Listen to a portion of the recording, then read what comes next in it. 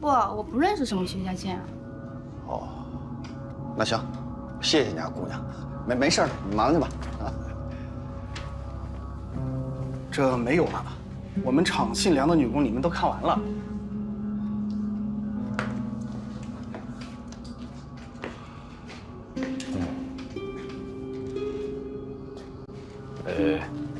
轻工二厂有柜台吗？在商场？有，百货大厦、宁江商场都有我们的柜台。营业员有没有名单？这不归我们管，是我们工厂下面的商品公司，他们办公的地方就在楼上。那这样，你带我上去看看。啊，行，辛苦啊，不客气，辛苦啊。这。老陈，你把我清单拿过来啊。老陈，公安局的同志来我们厂了解一下情况。这我们办公室主任。你好，你好。给你打听个人啊，这个女职工姓梁，20来岁，有没有20多。梁云。来说说情况。她吧是咱们这个百货商厦的一个营业员，啊，人呢长得挺漂亮，业绩啊一直是咱们这最好的。人现在在哪儿？我也很久没见了，听说是回家结婚去了。宿舍在您这儿吗？她是在外面租的房子。在哪儿？我还真不知道。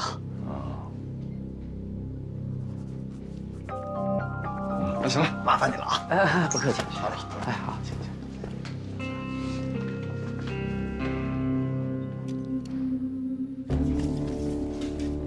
这些是我们在旧下水道发现的，看着眼熟吗？这些都是女人的东西，跟我有什么关系啊？有邻居说，在警方到达医学院之前，你在用消毒水洗衣服，洗的什么？一件衬衫，你平时洗衣服只洗一件，还有内裤。是这些吧？不是，我洗的是我自己的男士的。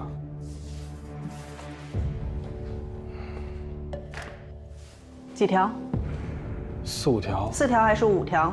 不是，这很重要吗？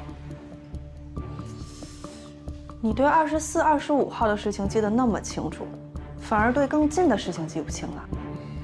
而且你说你平时很爱干净，为什么内裤要攒那么多条才一起洗？还有，我们在你宿舍发现了晒着的衬衫，洗完的内裤呢？那我记错了，我没洗内裤，只洗了衬衫。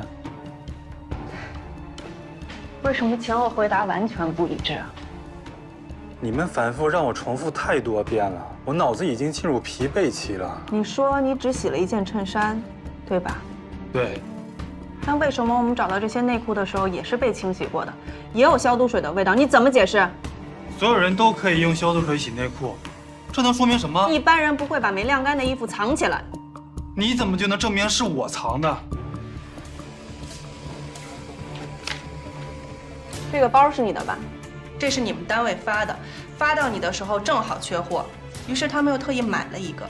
外表看起来都一样，但只有你的包是广南箱包厂生产的。当然，这一点你并不知道，我们也是走访学校后勤才发现的。怎么不说话了？我要休息。理由？头疼，想吐。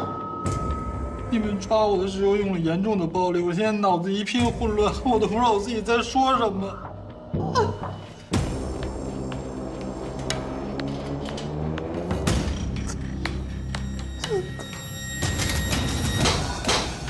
这小女孩吧，人还行，就是有点臭美。每天上班的时候啊，都化妆，那个高跟鞋也是不停的换。你知道她住在哪儿吗？住哪？这我可不知道。我只知道下班的时候啊，总往南走了。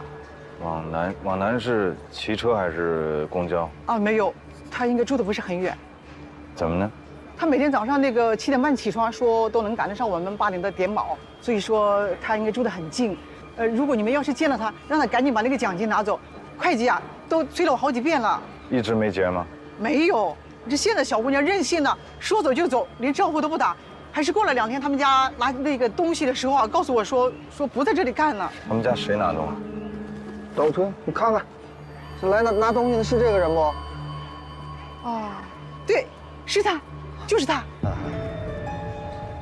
好，那这样，情况我们了解了，谢谢配合。哎，行了，耽误您时间了啊！哎，没有，慢走啊！哎，南边出租房，步行半个钟头，不好找啊。半个钟头用不了，还得洗漱呢，还得买早点呢，15分钟最多了。 15分钟也用不了，最多5分钟。每天呢化妆，穿着高跟鞋上班，你们不懂女人。对你懂。哎，怎么了？那个卫队还没结束。怎么那么磨叽？哎，完事儿了。他说他头疼，医生在里面检查呢。真会装。往上治。哎，干嘛？他正愁装的不像呢，你要去配合他吗？明显是在拖延事情。我知道，所以一开始就不应该太轻敌。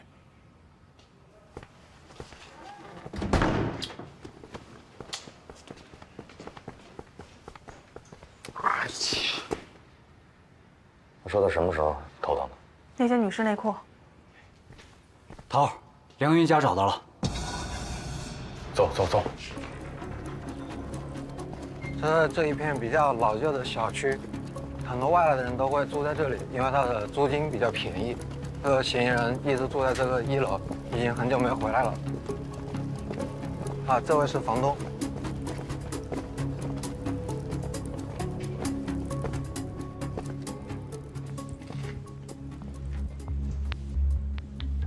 进里面，开门。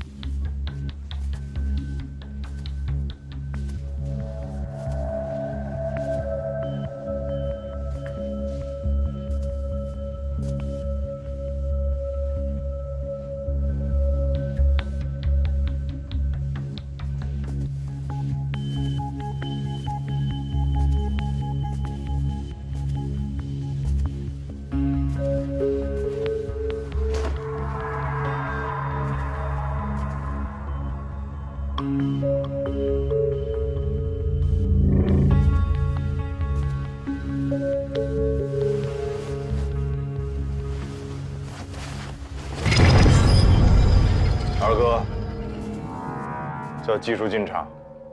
一会儿到政务科把这2样东西全部登记一下，啊，是，把它里边所有的东西全部要登记明白。叔叔，哎，干嘛去？哎呀，这不是医学院有2个保安说24号学校附近捡了一个包，还有一把伞，里边有一些女性的用品，还有什么请柬。24号啊，在哪儿捡的？平凉巷。几点？晚上10点左右。啊，让我看看。我怀疑呢，丢包的人很可能是目击者，要么就是跟薛家健有关系的受害者。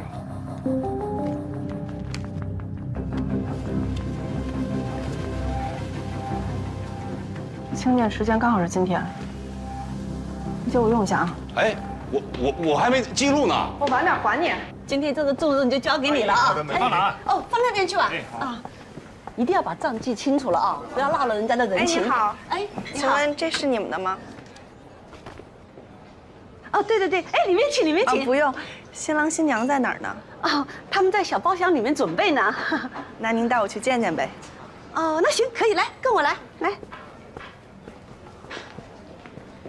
觉得真是太搞笑了。小雅妈妈，有人找你女儿我觉得你这个好看，你下次教我画你这个吧。你这个，哎，您好，这里要稍微再上去一点。哎，请问一下，这个包是谁丢的呀？哎，奶奶啊，这个包是你之前丢的呀？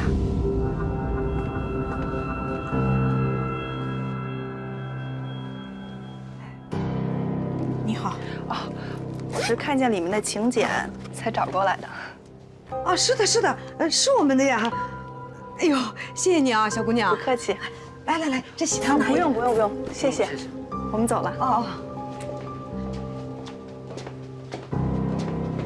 哎呀，好看好看，马上就开始了，一会儿走路当心一点哦，太长了。哎，我们的嫩嫩就是漂亮。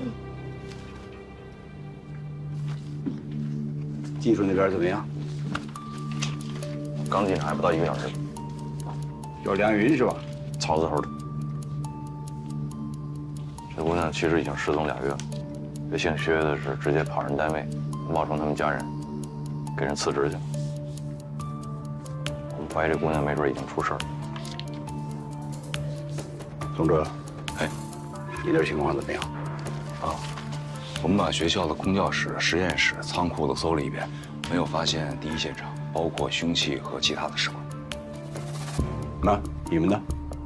徐家健医学院毕业以后，就留在学校工作了。他在本地没有什么朋友，亲属也都在外地，平时最大的爱好就是跑步。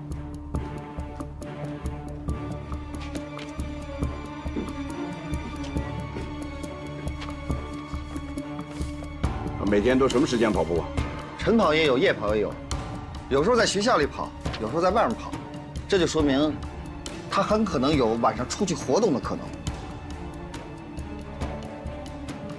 反正一会儿先看技术日了，要有什么收获的话，搞不好梁云他们家就是第一现场。李璇，到。你们组长怎么没来？他出去补证了。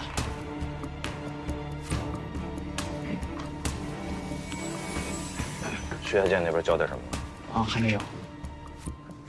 你们干嘛呢？一鞠躬，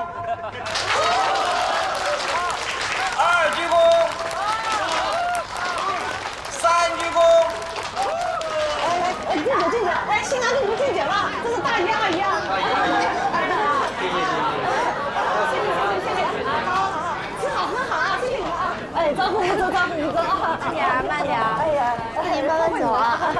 谢谢啊，真的是太客气了。下次再聚啊，下次再聚。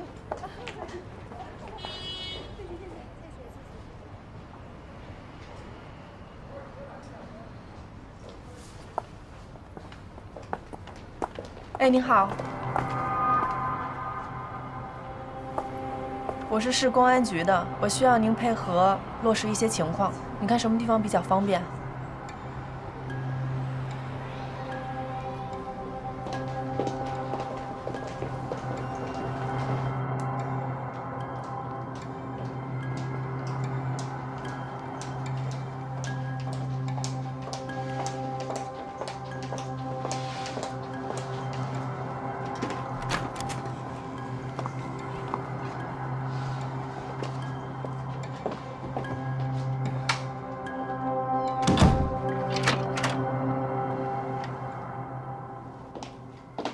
坐。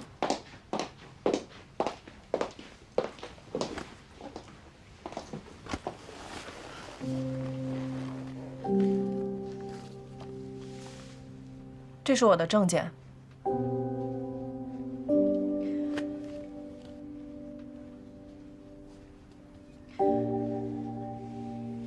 今天是我结婚的日子，一定要在这个时候吗？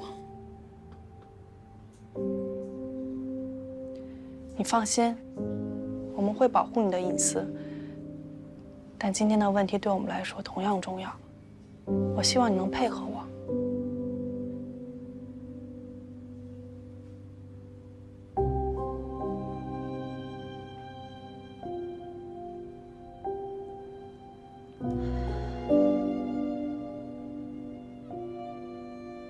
好。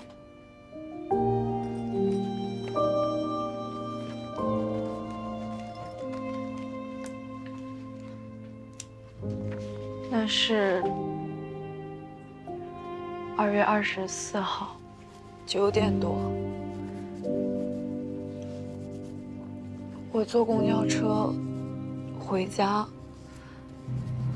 下了车以后，回家的路上就总觉得有人在后面跟着我。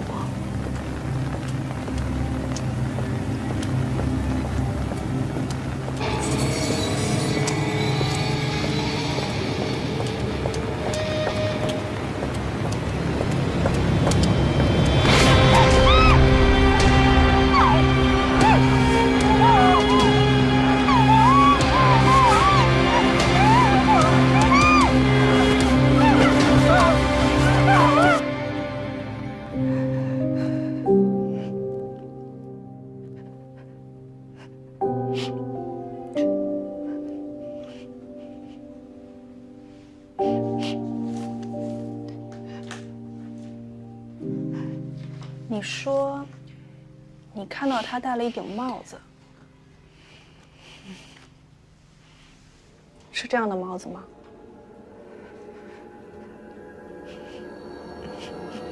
是这样的。那是这个人吗？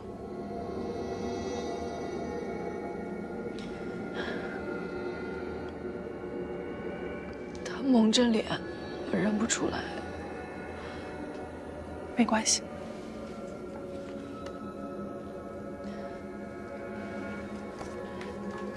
等一下，可以再让我看一眼吗？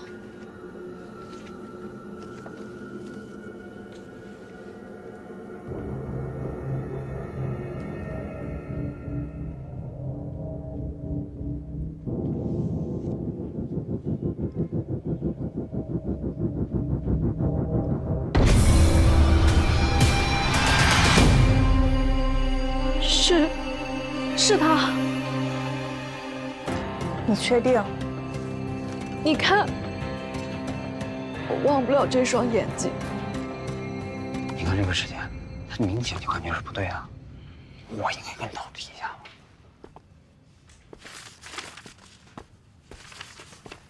你看，这是干嘛的？哎呦，你赶紧的，你有徒弟有话跟你说。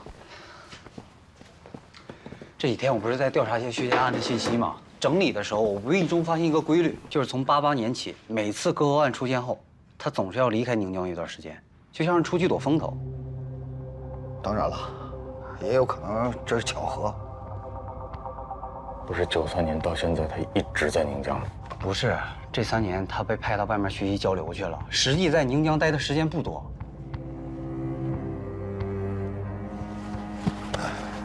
现在也就是时间上有怀疑，其他方面呢？薛家健就不是左撇子吧？还有，88年他才多大岁数？医学院的学生，他能看出那么大呢吗？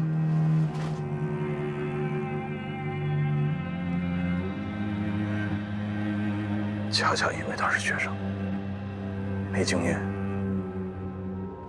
哎，你先别慌，等顾开言回来，你们俩再去提审一次，也没准能问出什么来。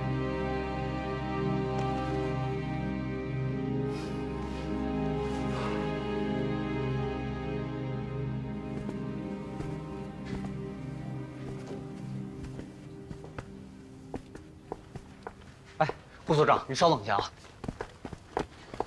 师傅，他来了。哎呦，你可回来了，去哪儿补证啊？我想找你。等会儿，那个人说谎了。啊？谁？那个说在福安里看见薛家健扔垃圾的目击者，他说谎。哈？2月24号晚上9点多，薛家健正在平凉巷侵犯一个年轻女性，也就是说，他不可能同一时间还出现在福安里。哦，麻烦你先去找到这个2月24号遭受性侵的这个女性，咱们再来谈。我找着了，并且跟她谈过了。她认识薛家健？不认识。但通过她的描述，跟薛家健非常符合。当时他为什么不报案？因为他正在结婚，他不可能出来报案。好，我知道这不能成为直接证据，但是凭我的直觉，他没有说谎。哦，你在讲直觉是吗？我们不是一直在谈证据吗？你有什么证据能证明你这位女性没有说谎？也麻烦你拿出证据来证明说我们这边的证人说谎了，好吧？这样，你要不问问你的队员，他们有没有事先透露薛家健的信息或者是特征？可能吗？谁那天跟他在一起？我。但是我没透露薛家健任何信息啊。你听，你有没有说别的？我说。我说了句，你收拾了他一顿，才把他抓着的。你看。哎，老魏，老魏，你知不知道你就是明显是在暗示？我跟你说，你不说，你整上，快回嘴！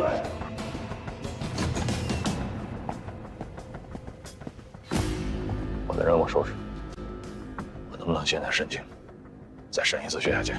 可以，我正好有个问题要问他。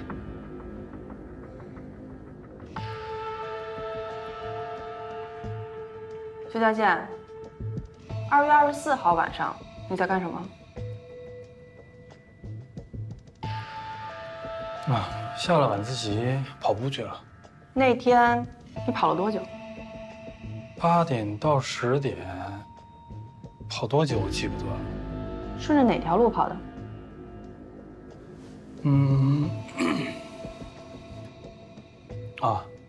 顺着河东滨江路，从观安巷交口，跑到了历城巷交口，从晨光路回学校了。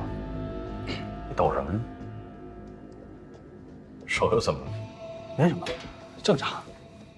你平时做手术哪只手拿抖啊？左右手都有。那天天气怎么样？来，你给我看看你手。给我看看。打开。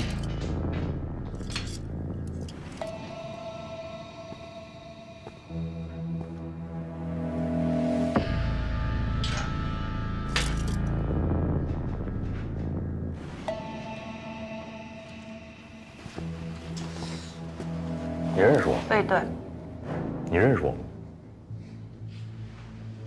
不认识。你不认识我吗？认识。到底认不认识？我以前不认识，我现在认识。什么叫以前？我以前没见过你啊。你没见过我吗？1988年你在干什么？对。 2月26号晚上你在干什么？1988年3月17号晚上你在干什么？1990年2月7号晚上你在干什么？1991年12月14号晚上你在干什么？还有1992年11月5号晚上你在干什么？我听不懂你在说什么。装糊涂！我刚才说的所有的日子，都是你马上就要离开宁江的日子。你干嘛去？你为什么离开宁江？听不懂，装糊涂是吗？1988年的3月17号，电机厂院里的废料堆，你见没见过？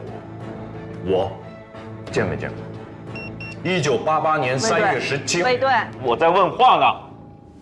1988年3月17号晚上，你再想一想，你到底见没见过？对，宋副找你。来，刚才他为什么没找？现在才找的呀。让咱俩出去一趟。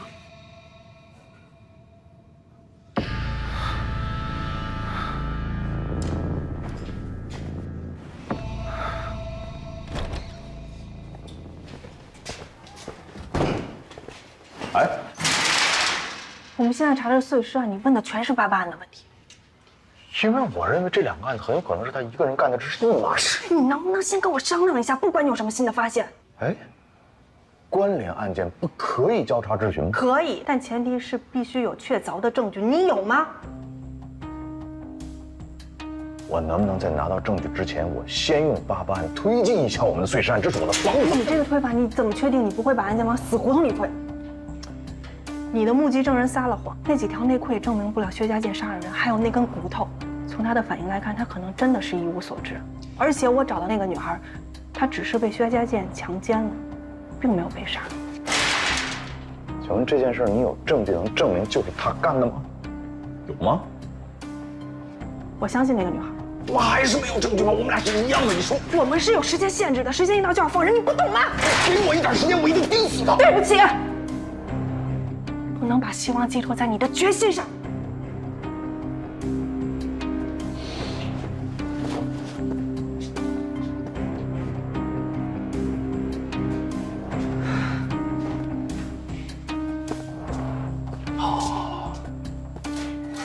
这样，我知道您是预审，好吧，我听你的，你告诉我怎么办，我配合你，行吗？我要用我自己的方式去解决问题。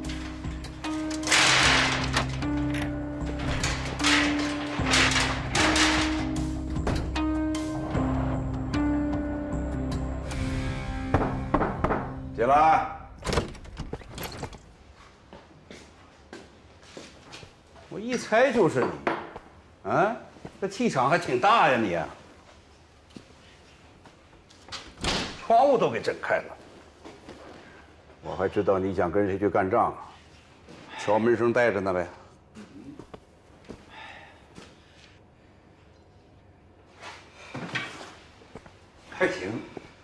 知道现在自己该坐哪个位置上啊？那个脱氧核糖核酸比对结果什么时候能出来？你当吃饭呢？你想要什么，人家马上就给你端上来。放心吧，早都交给省厅了，我就等着这个。还有一事啊，还有什么事儿？这个不就88那些案子吗？刘胜奎那个家伙早就告诉我了，给我打预防针吧。怕我骂你，怕我批评你吧？你凭什么骂我呀？疑点都在这摆着呢。疑点没疑点还叫案子吗？没有案子要警察干嘛呀？我告诉你啊，用88案来查薛家健这个案子，难度是可想而知的。你呢，能不能也换个思路，多方面考虑考虑？这个跟你姑娘一个模子刻上来。开言还跟你说什么？别瞎打听。反正我现在申请按照我自己的方式走。第一，有没有可能把薛家健跟88案受害人指甲缝里的这个皮肤组织也做一个比对？啊，可以，但是啊，多听听别人的意见啊。就说开言的意见吧。真的就那么对你没有帮助吗？没有。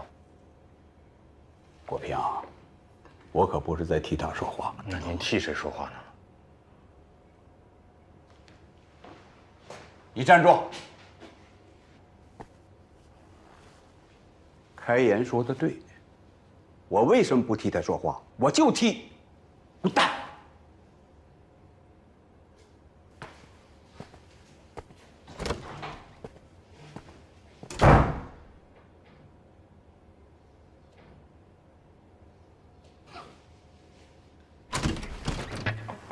怎么的？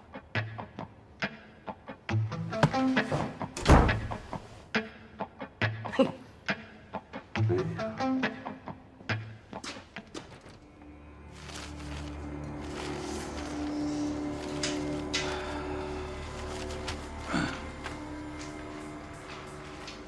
不好意思啊，因为我这点事儿让你们吵2回了。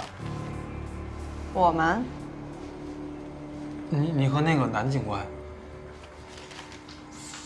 我看出来你们好像之间有点分歧。是，你说对了。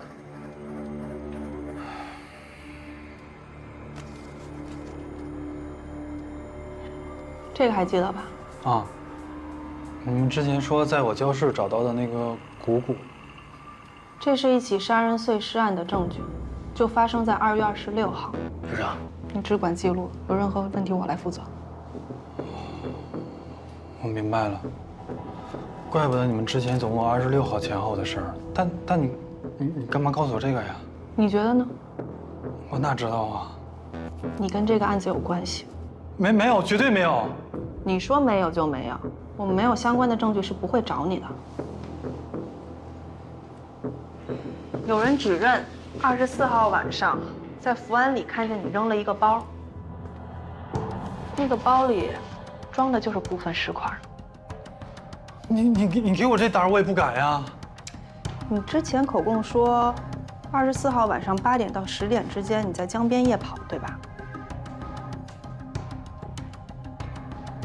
按照这个距离，我们怀疑你是以夜跑为名，带着这个包去到了平时你很少涉足的福安里进行抛尸，然后再返回江边，这时间上完全来得及。不可能，绝对不可能！剩下的尸块扔哪儿了？我不知道，我什么都没干。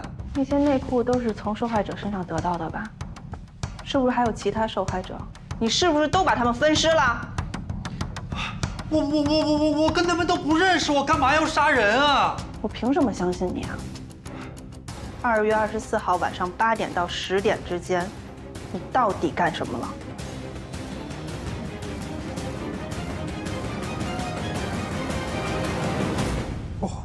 我在凭良心啊。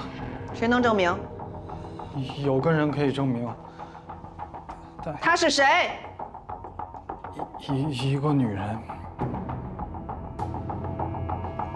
我对她做了不好的事。综上所述，我本人不应该对目击者说出任何案情的信息，以后保证不该说的不说，不该问的不问。检讨完毕。说完了，说完了，下去吧。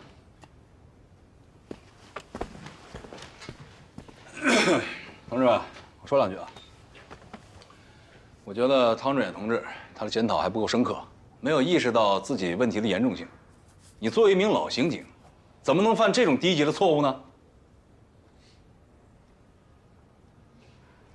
说到老刑警啊，我得说说刘胜奎同志。你作为咱们5处年龄最大、资历最老的刑警，每天嘻嘻哈哈的，你要干什么呀？咱们过家家呢。卫队，我得批评你啊！你们这个3队，你是怎么管的？火车跑得快，全靠车头带。你这车头带得好吗？带得对吗？5处都有啊。咱们今天就以汤志远同志这件事情为戒，严格办案纪律。都明白了吗？明白。散会。二哥，我没跟你开玩笑啊，咱别总心里说事，行吗？哎，卫队，何卫，你要是处在我这个位置上，你就知道有多难了。说得漂亮，理解万岁吧啊！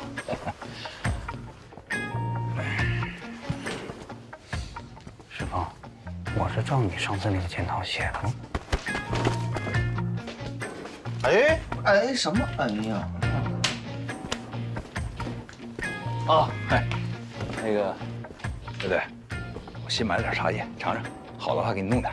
啊，宋处，卫队，技术科那边说是在梁云家发现了一枚指纹，说是蘸了油脂印在床头上的。哦，行，知道了，我回去吧。哟，这事儿我怎么跟开言说一声呢？你跟他说干嘛？这么重要的信息，咱们预审科得知道啊。哎，宋处，打个电话多快啊！我就是这正好出去办点事儿，顺便。你忙啊。哎，顾开言在吗？哎，顾组长啊，对，梁云家发现指纹哦，你知道了哈？好，好。哎呀，你看，宋处才是宋处呢。没错，像我这种嘻嘻哈哈的人，我就进步不了。我不是人，我道德败坏，我没能控制好自己的邪念，我对那女儿进行了猥亵，我对不起她。行了，我知道错了。你说你只是对那女孩进行猥亵，薛家健，你是个文化人，也懂法律，我们是在给你机会，你一定要如实交代问题。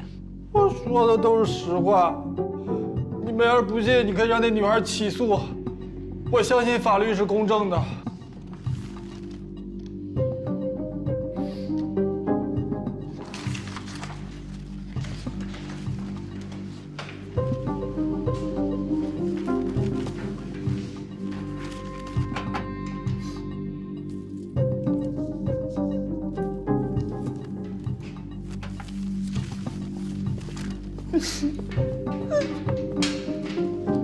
警察同志，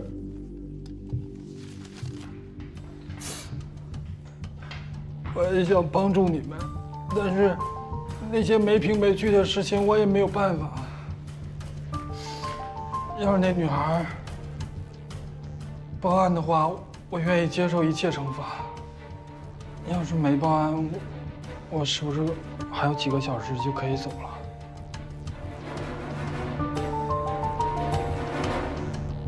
把他带走。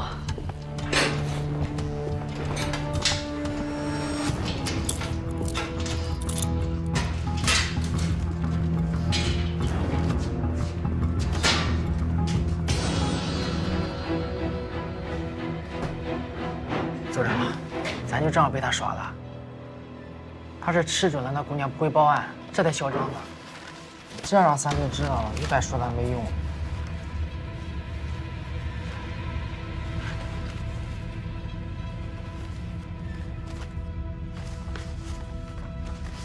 都想去检查是吧？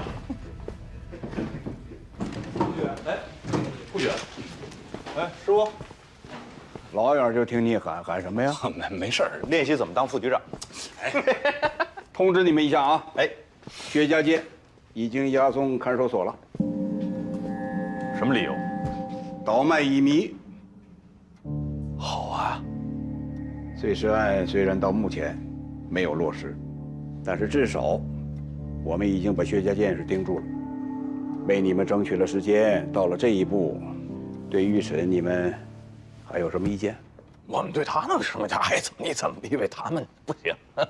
你这什么态度？哎，挺好。哎，行了，回事儿吧。哎，别的我不管，我就关心一件事儿，这主意谁出的？主意嘛，我果然，女儿，行吗？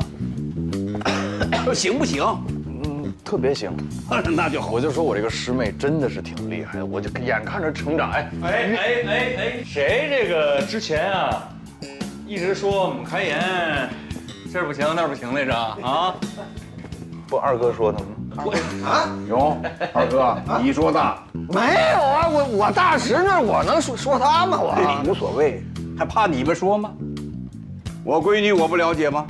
跟她爸爸我一样，抗击打、抗压力，警察基本的素质全都有。将门虎子嘛，对吧？有其父必有其女，所以我要向您学习，不是向开颜同志学习。向我师傅学有错吗？没错，那不就完了吗？当你副局长吧。这个同志有点意思啊！今天这是吃错药了，还是打了鸡血了啊？他怎么了？报告领导，刚才技术过来说发现一枚指纹，对，就在梁云他们家。如果比对出来的结果，这枚指纹是薛家健的，那薛家健碎尸案跑不了。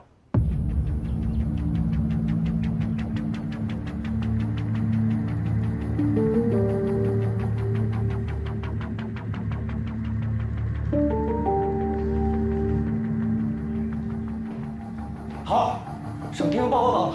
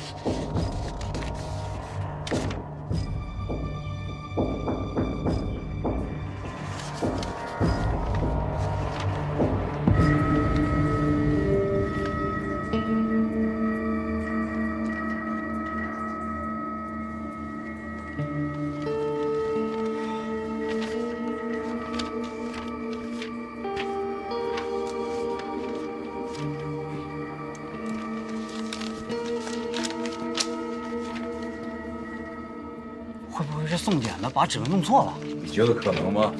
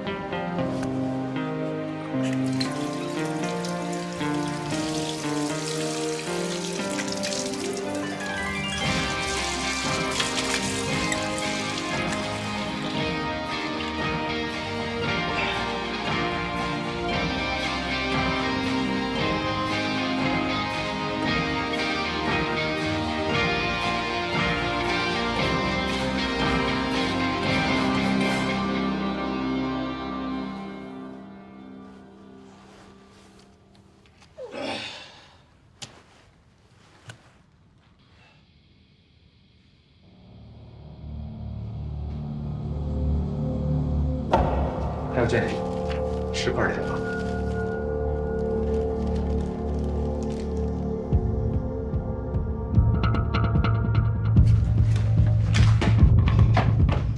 哎，干嘛的？事情有对的。哎呀，等等，干嘛呢？证件。没带来。哎，没证件不能进啊！你看清楚我的脸，刑警队队长魏国平。那也不行。走。哎。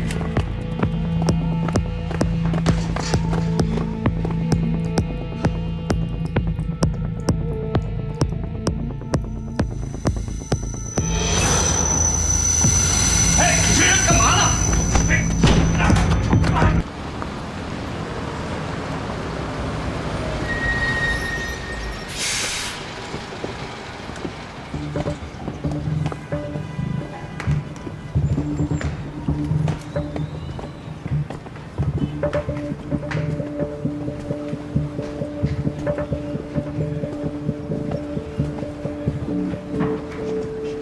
不好意思呀，归队。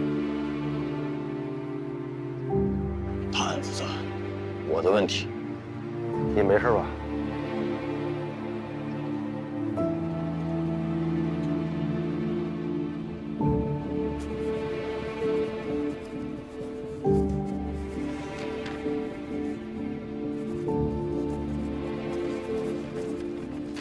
之前指认不实，这次一定要如实回答。说假话是要负法律责任的。好，我知道。2月24号晚上，你到底有没有见着在福安里扔包的人？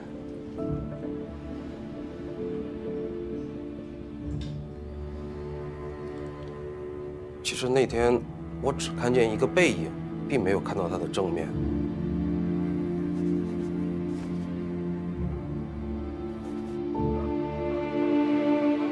听说那个目击证人说的假话。哎呀，可不，已经立案处理了。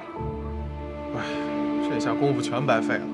之前还以为是板上钉钉了呢。主要是魏队想钉，他还想把88案往里并呢。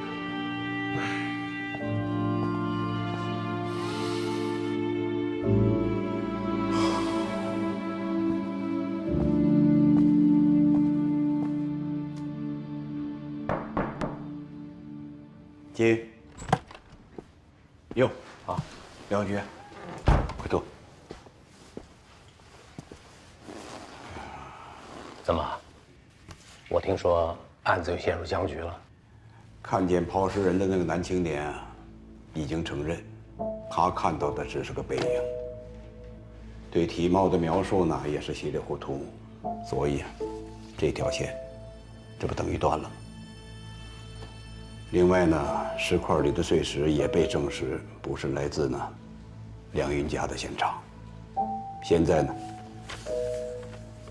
唯一让我们高兴的，就是梁云找到了，人还活着，活着。据他本人说，他跟薛家健分手以后呢，跑到外边旅游散心去了。我们呢也找旅行社进行了核实，情况基本属实。不管怎么说，不再多出现新的受害者，就是好消息。另外，我听说 DNA 的检测结果也出来了。对，鉴定结果呢，可以认定死者是于爱琴。这对我们来说，也算是个不小的收获。最关键的是，薛家健被咱家丫头用乙醚的案子给摁住了。虽然说现在只有性侵的线索，但是碎尸案还是可以沿着这条线索继续查下去了。苗局，别安慰我了。现在可以认定，薛家健根本就没有抛尸的时间，所以啊，碎尸案这个凶手一定是另有其人。至于魏国平呢，死抱着88案，非要跟薛家健外出这个时间的巧合点往一块捏，驴唇不对马嘴，成为不了直接的证据，是不是？一码归一码吧。在整个案件推进过程当中，他的表现还是不错的。救高秀莲、找艾莹、抓薛家健，都是他和3队做的。你就别夸他了，再夸他更摁不住了。光去闯现场就这一项，就必须要严肃处理他。说实话，一开始所有的证据都指向薛家健，大伙在心里啊也基本上认定他就是真凶。现在突然被推翻了，这搁谁那儿都会被闪一下。闪？魏国平闪的太少了，他应该再多闪点儿。你呀，就是嘴硬。真的不心疼你这个徒弟？怎么办呢？这我抓的是全局的业务，我不能为他一个人考虑吧？这个事情对他的打击可真是不小啊。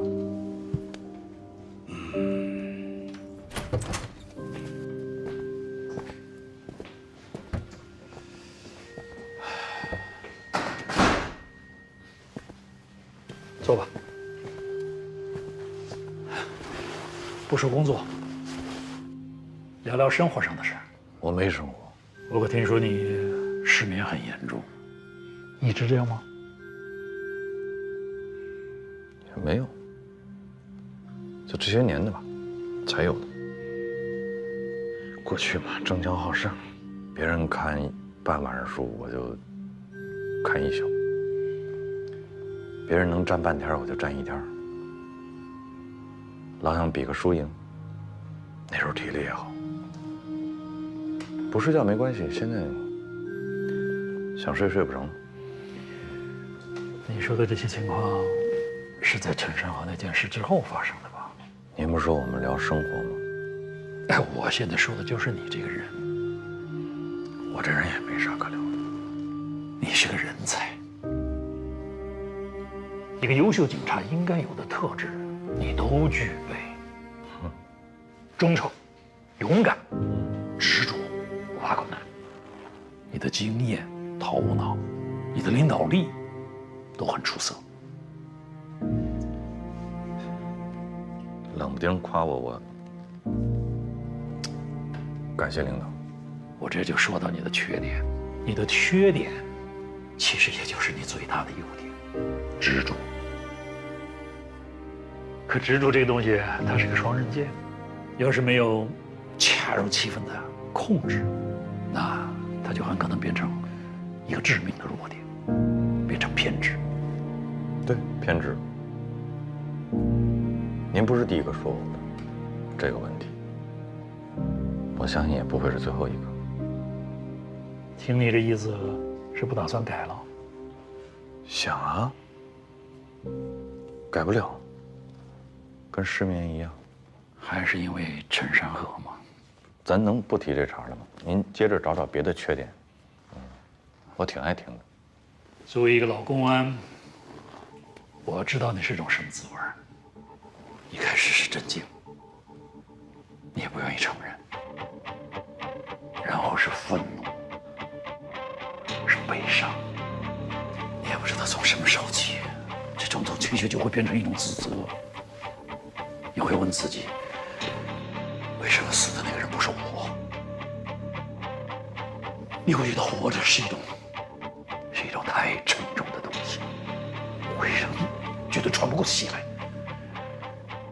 你不敢喝酒，你甚至不敢睡觉，恐惧一切可能会让你失去冷静的东西，因为哪怕是一点点、一瞬间的脆弱，都会让你觉得死去的战友还在。三队弟兄在等我，我能有点事先去处理一下。就是这样的压力，它会让你想到，唯一能够逃脱这些困扰的方式就是破案，不顾一切的破案，找到他，抓住他，这样才能让你高位战友。没错，才能解脱自己。没错，就是这么想的。我就要破这个案子，我就是想把这个人抓住，而且我一定能抓住他。我向他保证过。我经历过和你一样的事情，我也走过同样的弯路，所以我希望你不要被这种情绪左右，不要失去你的冷静。这是破案的大忌。谢领导提醒。我们现在可以聊聊另外一件事了。聂小雨，他是你什么人？我是电机厂子弟，我父亲和聂宝华的爸爸是以前在一个车间，所以我跟聂宝华是从小一块长大的。聂小雨是聂宝华的亲妹妹。我问的是，他是你什么人？朋友。普通朋友还是男女朋友？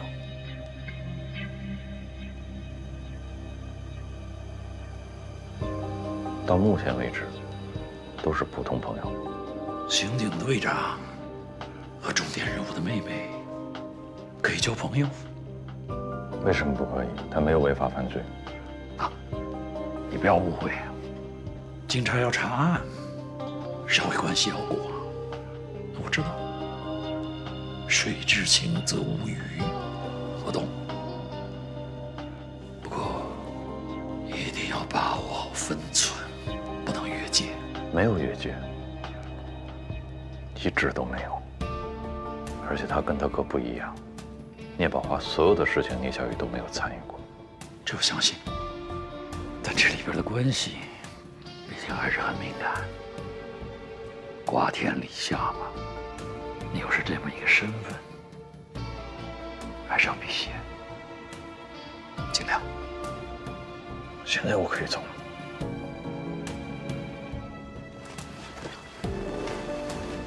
人都是有情感的，这太天经地义了，因此很多人经常都忘了法不容情。我希望你不要忘了。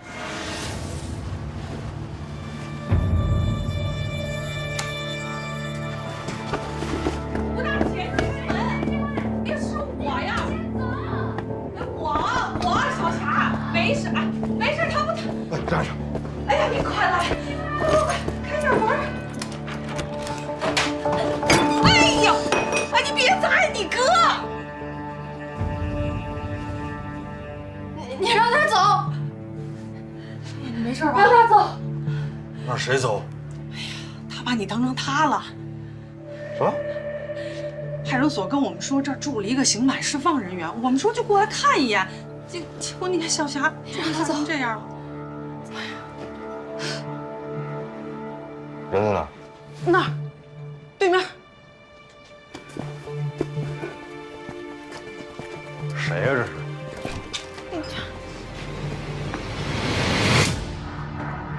我。他叫王德发。我太知道他叫王德发了。你怎么出来了？你来这儿干嘛？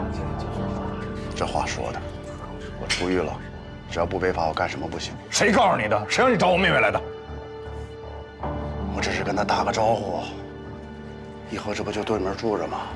你住这儿啊？你没家呀你？我是没家，坐牢第3年，我妈就死了，所以我把老房子卖了，我重新找个地儿住不行吗？这是租的房子是吗？应该是，之前都没见过。咱俩不废话啊！我通知你，今天你马上你从这儿搬走，有多远搬多远，你听明白了吗？你别吓唬我，我现在懂法了。作为合法公民，我选择住哪儿是我的权利和自由。你妹妹哭也好，闹也好，在我没有侵害她之前，我不需要承担任何法律责任。她怎么想，跟我没关系。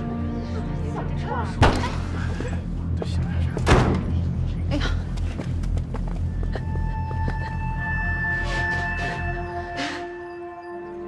小霞，让他走，让他走。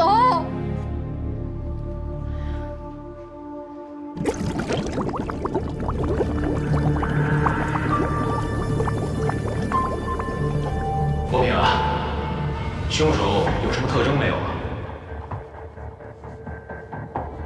好像是个左撇子。还有什么？天太黑，我没看清。你要是觉得有什么不舒服的话，咱们随时都可以停下来，等你好一点，咱们再开始啊。你问吧。当天晚上，你和陈山和同志在堆料场巡逻的时候是怎么分开的？堆料场是分类存放的，地方不大，但是死角很多。也是想节省时间吧，所以我们就商量着说要分开走，在最西面汇合。那抵达现场的时候都看见什么了？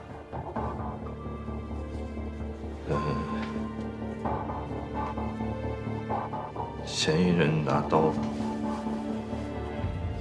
要捅受害人，我喊了一嗓子，山河回应了，然后我跑过去，嫌疑人把受害人一推，就跑了。那受害人怎么样了？应该吓坏了。那你呢？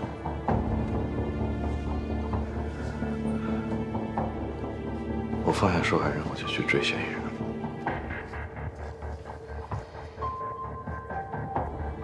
嫌疑人有没有脱离你的视线？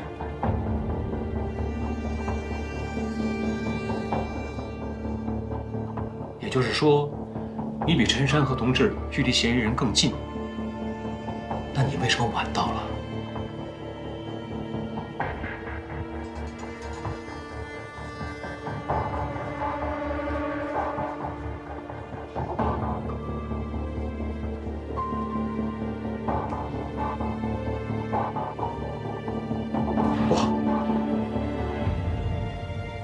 我跑错路了。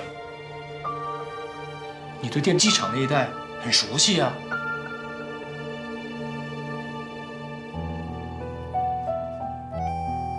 刘国明，鉴于你在这次行动当中的表现，局党委决定给你申报3等功。我不要。你听我说，我们呢也理解你的想法，但是荣誉除了表彰你本人之外，更是对公安战线其他同志的鞭策和鼓舞，也是对流言蜚语最后的回应，明白吗？遗憾的这次心碎过几回，疼痛强烈深有体会，用完之前无法与生媲美，生来平凡啊也对。面对着风霜，卸下对错问心无愧，面对着困难，仿佛问我是谁，面对着希望，不甘于平凡不能美，嘿，他是谁？为什么让我哥一个人去抓坏人？你跑哪儿去了？你们不是一块儿出去的吗？胆小鬼，是你害死我哥的！你胡说什么呀？昨天的作废，悲喜交加尝尽人间百味，谁不想一世荣归？从警就有牺牲的可能，这怎么能怪你呢？强烈深有体会，用完之前无法与生媲美，生来平凡啊也对。面对着风霜，卸下对错问心无愧，面对着困难，仿佛问我是谁，面着希望，不甘于平凡不能美。嘿，他是谁？像浓情原味。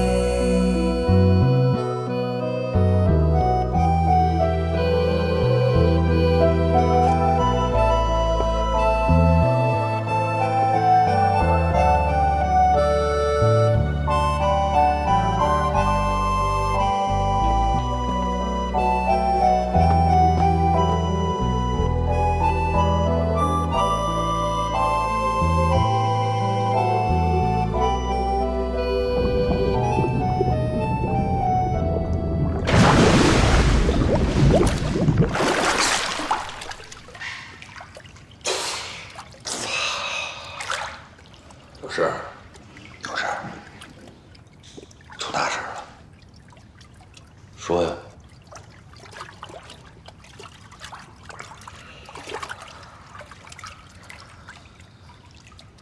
你嫂子让卖肉的给骗了。我跟他说过，我说你买肉就去正经的国营的农贸市场，不听我的。非得在门口那小商小贩们，就为了便宜那几块钱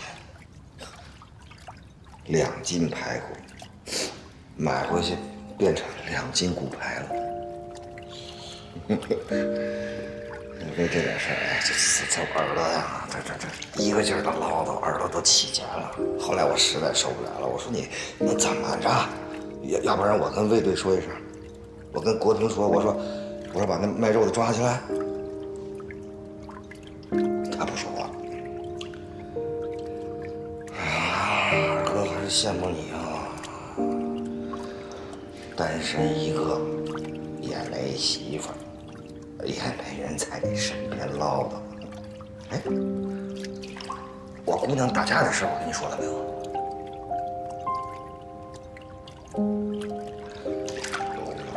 学习有进步，得了学习进步奖。咱们班级奖励他一文具盒，结果卖有个臭小子，哎，他同学男的，生气，就把那文具盒故意给他摔了。我姑娘不高兴了，上去哎，一巴掌就把那小子呼地上。你说挺文静一小姑娘，怎么这么大劲儿？这像谁呀？这是？我小时候挺腼腆的呀，不像我呀。哎，这脾气，这跟你有点像。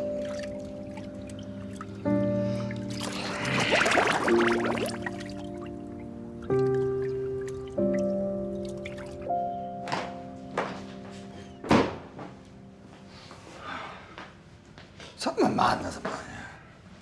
你又洗澡又穿警服的，你相亲去？吴政委今天讲课，要求大家都得去。啊，你的，听我这，我不去。不说了吗？要求大家都得去。政委任命的时候咱就没去啊，顶头上司，讲课再不去，那不好啊。哎，你不说你一上课就打瞌睡吗？你就当去休息去了啊。我穿警服。哎呀，我人去了就行。快点，别磨叽了，等你啊。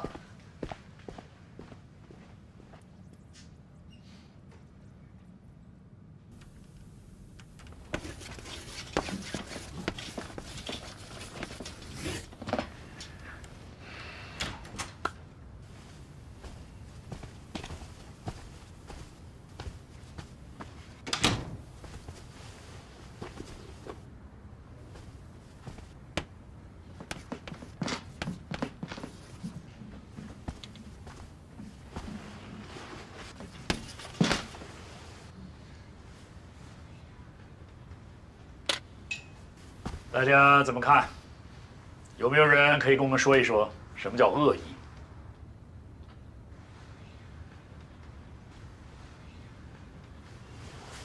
韦教授，我们在工作中常见的有故意，比如故意伤害，这是刑法里的罪名。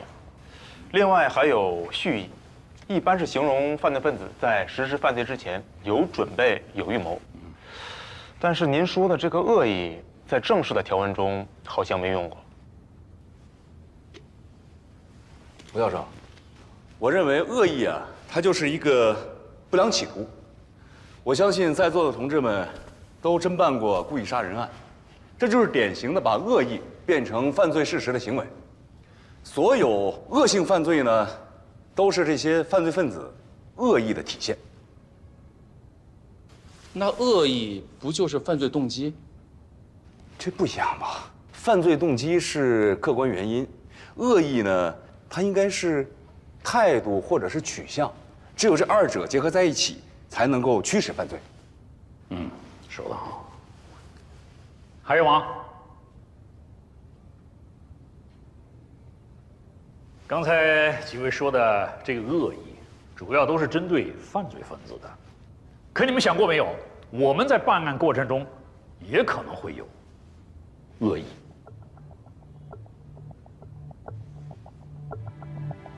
老师，您说的恶意具体指的是什么？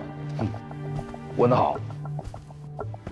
因为千百年来，历朝历代干我们这一行的，他的侦办思路其实是有罪推定，也就是说，我先认定这人是有罪的，然后再根据这个逻辑去办案。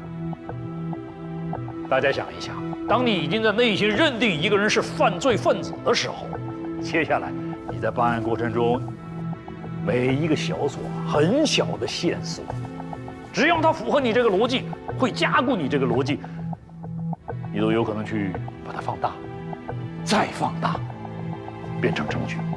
而跟你这个逻辑相反的、相悖的，再明显、再大的线索，你都有可能忽视它，你可能会怀疑它、排斥它，甚至直接推翻。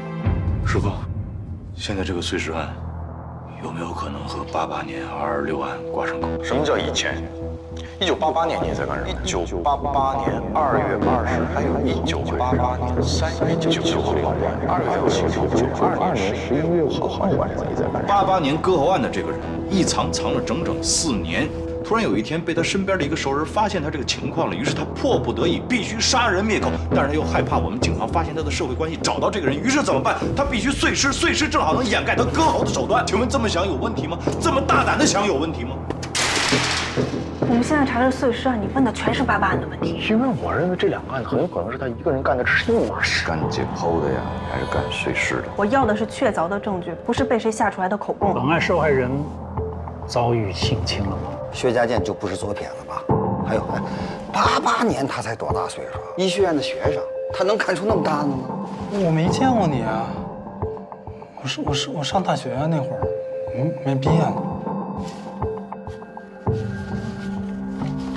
什么叫个人色彩太重了？哦，您是觉得说我要并案，我是因为我这么多年心里这个坎儿过不去吗？我难道不是吗？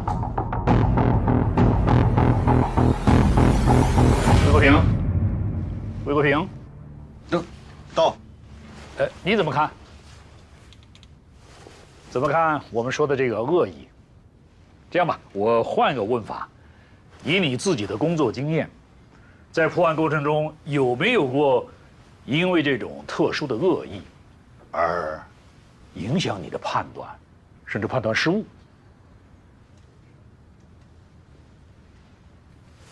对不起，我没有听清，你是有还是没有？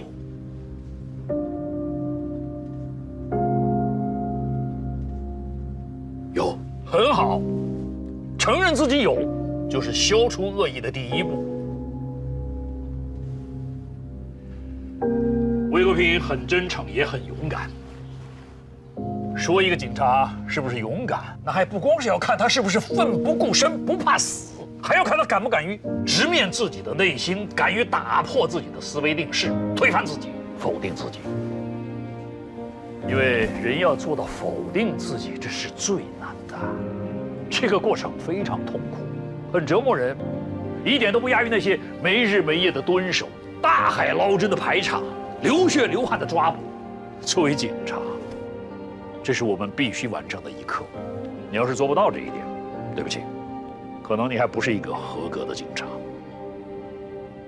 因为我们破案，不是为了证明自己是对还是错，而是为了追求真相。为了这个目的，没有什么是不可以推倒重来的，包括那些自己认为是确切无疑的东西。只有你敢推翻它，才有可能更进一步的接近真相，而这才是我们工作的本质。请大家都记住这一点：没有真相，就没有正义。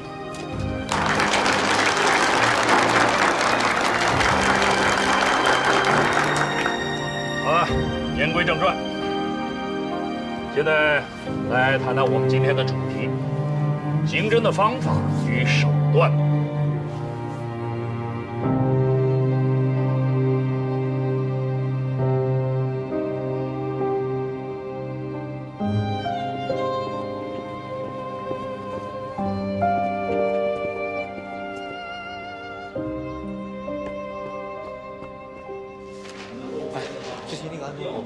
军儿，把薛家健的资料拿过来。好。他的指纹不匹配，假设他有同伙。假设哪有什么假设呢？咱办案不能靠假设吧？假设什么呀？咱们讲究的是证据链，证据链呀！什么呀？证据链这么完整，你去拿什么假设呀？你有证据吗？3队的，头。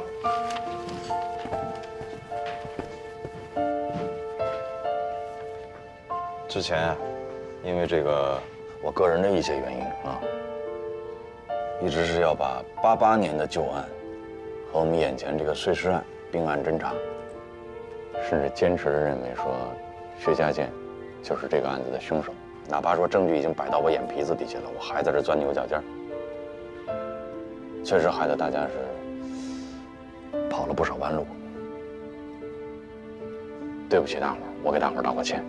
对不起啊，头儿，你别这样，头儿，别这样。没有，现在啊，我们3队内部，我们先把这个事儿分清楚了，就这俩案子不是一回事儿。薛家健呢，还是以性侵为方向，这个另案侦查啊。那碎尸案呢？从现在开始，大面积进行指纹的采集和比对，深挖与爱情的社会关系。一句话，咱们从头再来。是。随着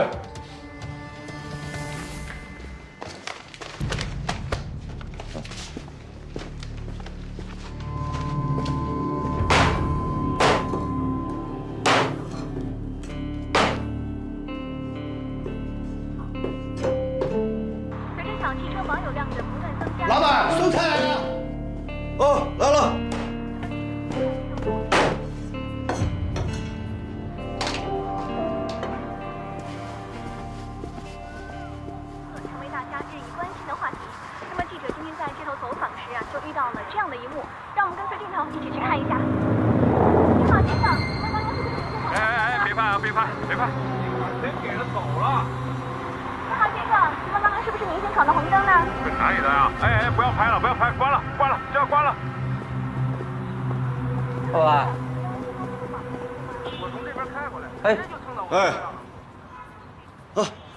检察同志，吃饭啊？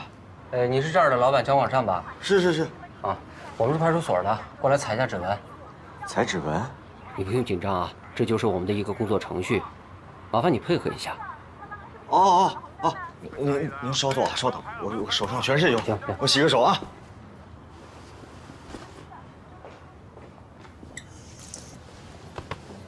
近日，全省公安系统的培训活动在我市举行，来自13个地市的刑侦骨干们汇聚宁江，举行为期10天的活动。你还挺关心咱们宁江新闻吧？讲座等多种方式，好，这就开着听个响。业务水平，进一步规范刑侦。您看这是要怎么弄？我看。你这手怎么了？就前2天给割伤了。哦，能取下来吗？能啊。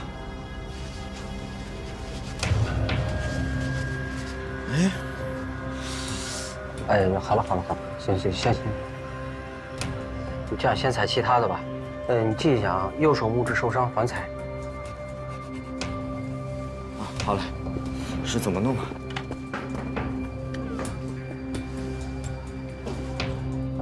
是不是最近有什么大案子啊？嗨，哪有那么多大案子？这就是正常工作。是，不该打听别瞎打听。哦，记着等那个手伤好了以后到所里来把那个指纹补上，好吧？哦，好，一定。所有人都采啊？啊，每个人都采。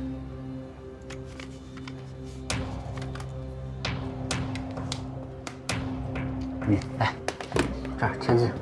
好嘞，签这儿啊。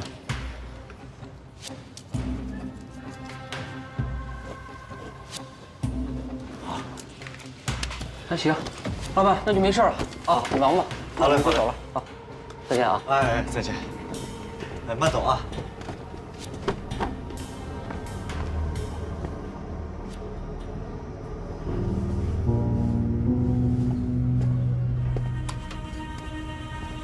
进一步发展打下坚实的基础。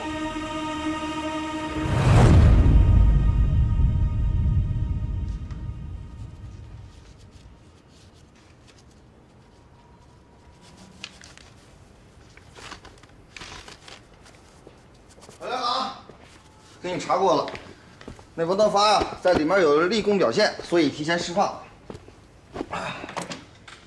有什么？立功啊？谁？王德发，救人。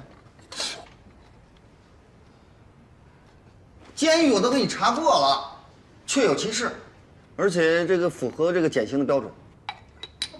哎，你这不吃啊你？哎呦，这忙活你这事儿都饿坏了我都。那怎么能这么巧的？就是我妹妹住哪儿，她住对门呢。房东我也给你查了啊，按说跟他签合同的是另外一个人，说是什么远房亲戚要来住。这亲戚在哪儿？没找到，外地人，根本就不在宁江。这放多长时间了？这都拖成这样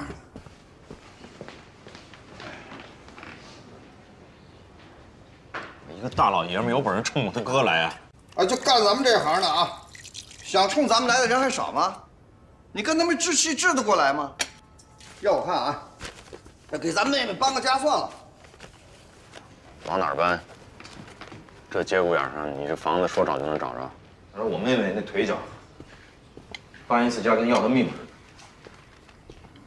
也是，哎，要不这样，让她住我那儿去，让你嫂子照顾她。也算了，这姑娘还上学还考试呢，而且小霞现在这2年被社区照顾的还行，你一换个环境，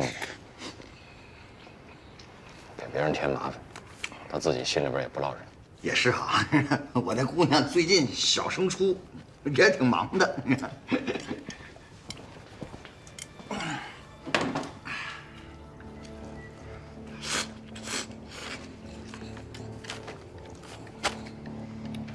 哎呀，二哥呀，你说怎么就没有一件事是顺的？虎子爱营薛家健也是，都不是碎尸案的凶手，也跟这个88案也。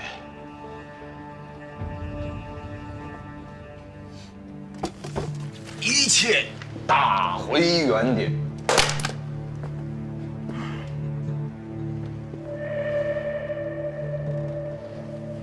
总觉得他还会再跑，东西没扔完，肯定还能再跑。他只要是再跑，咱们就能逮着他。这么想就对了，只要有线索，哎，不愁查不着。那你说问题怎么就能这么巧呢？我说王德发，小霞搬哪儿他去哪儿，怎么就能这么巧？你绕回来了，你试试。哎，你要实在不放心啊，我去跟那辖区片警打个招呼，让他们盯着点，刑满释放人员盯紧点也应该的。假公济私了。行了，这事儿就听我的啊。行了，放心吧。不是，哎，你怎么就能这么巧呢？我说抛尸那人。哎，为什么我们刚到医学院他就跑那儿抛尸？为什么薛家健刚用完那间教室他就扔到那间教室里？你说他是冲着我们呢，还是奔着薛家健？这事我也琢磨过。哎，要想做成这件事儿啊，必须得满足2个条件。第一，熟悉薛家健，而且必须了解薛家健的犯罪事实。第二，必须得了解咱们警员的行动。医学院都盘查过了，所有人员全盘查了，没有可疑人员啊。那就说明盘查错了呗，他就不是医学院的人呗。不是医学，但是还得跟薛家健有关系。这个熟悉薛家健，而且陷害他，和他有仇。不是还不是这个薛家健社交圈子里面的人，有这样人吗？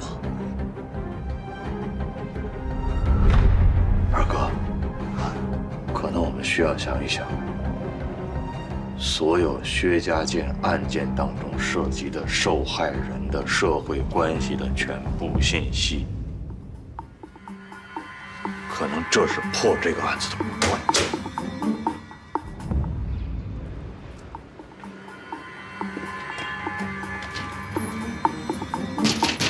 刘少发，没吃饭呢你？里面的人出来一下，有没有人？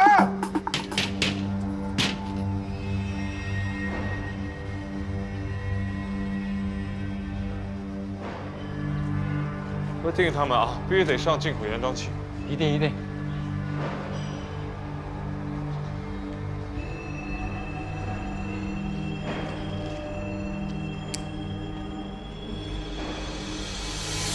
您好，你还记得我吗？你谁呀？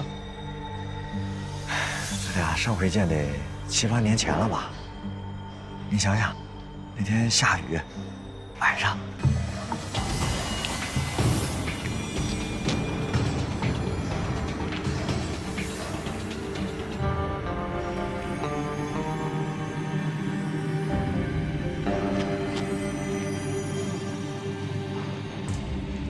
你怎么找着我的？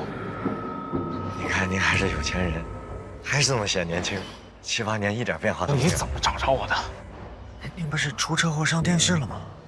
我就挨个汽修厂巡了一遍，今儿能找见你，说明咱俩有缘分。你找我想干什么？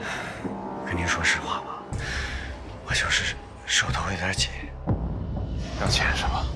我保证就这一回，真是有急用啊！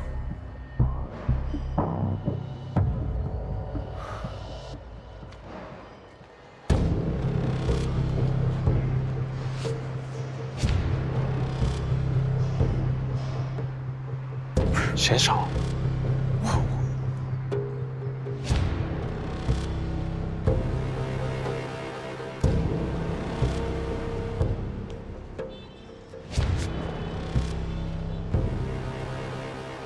够了吧？